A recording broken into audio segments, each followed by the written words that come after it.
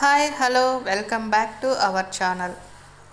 ఈరోజు మనం చాలా తక్కువ ఆయిల్తో గోంగూర పచ్చడిని రోటి పచ్చడిని తయారు చేసుకుందామండి. ముందుగా స్టవ్ ఆన్ చేసి కడాయి పెట్టుకొని కొద్దిగా ఆయిల్ వేసుకొని, ఈ ఆయిలే సరిపోతుందండి, చాలా కొద్దిగా ఆయిల్తోనే చేసుకుంటాము. ధనియాలు, జీలకర్ర, మెంతులు, తెల్లగడ్డ, ఎండుమిరపకాయలు వేసి దోరగా వేయించుకోవాలండి. ఈ విధంగా వేయించుకుంటూ బాగా దోరగా వేగనివ్వాలి. దోరగా వేగిన తర్వాత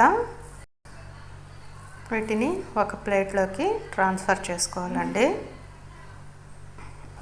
ఇప్పుడు అదే ఆయిల్లో ముందుగా శుభ్రంగా కడిగి పెట్టుకున్న ఒక కట్ట గోంగూరను కూడా వేసుకోవాలి. ఈ విధంగా కలిపిన తర్వాత గోంగూరను వేసుకొని ఒకసారి కలుపుకోవాలి.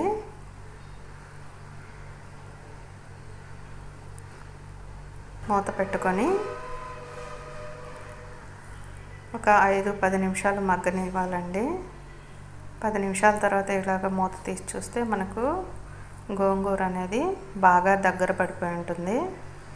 చూడండి, వాటర్ కొద్దిగా కూడా లేకుండా మనకు గోంగూర బాగా మగ్గిపోయిందండి. గోంగూర ఈ విధంగా మగ్గిన తర్వాత దించి పక్కన పెట్టేసుకొని ఇప్పుడు రోలును కడిగి ఇందులో మనం వేయించి పెట్టుకున్న ఎండుమిరపకాయలు, తగినంత ఉప్పు వేసి దంచుకోవాలి.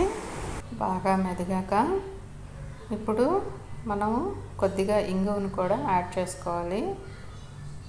ఇంగువను గడ్డ ఇంగువ అయితే మిరపకాయలతోటే వేయించేసుకోవచ్చండి.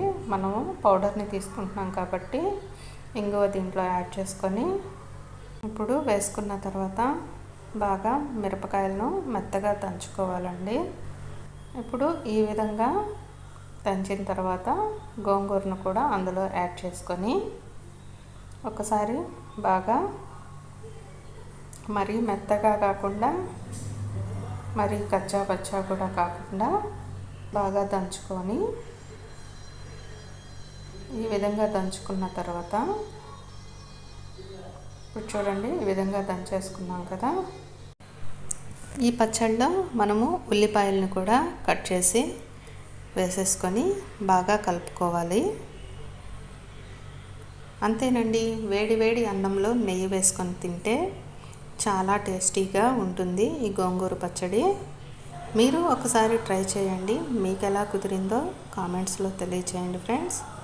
ఇలాంటి మరిన్ని ఆసక్తికరమైన వీడియోల కోసం నా ఛానల్ని సబ్స్క్రైబ్ చేసి పక్కనే ఉన్న బెల్ ఐకాన్ని క్లిక్ చేయండి.